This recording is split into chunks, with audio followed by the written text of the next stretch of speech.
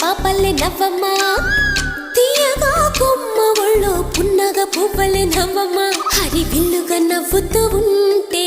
ఎండలో వెన్నెల కాయదా చిరు చల్లుగా నవ్వుతూ ఉంటే కొండైన భాగల్లే పొంగదా నూను మెత్తగా నవ్వుతూ ఉంటే ముల్లైన పువ్వల్ని తాకదా తొలి పొద్దుగా నవ్వుతూ ఉంటే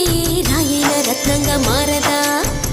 హాయిగా అమ్మ ఒళ్ళో చిన్నారి పాపల్లే నవ్వమ్మ తీయగా కొమ్మ ఒళ్ళో పున్నగ పువ్వలే నవ్వమ్మ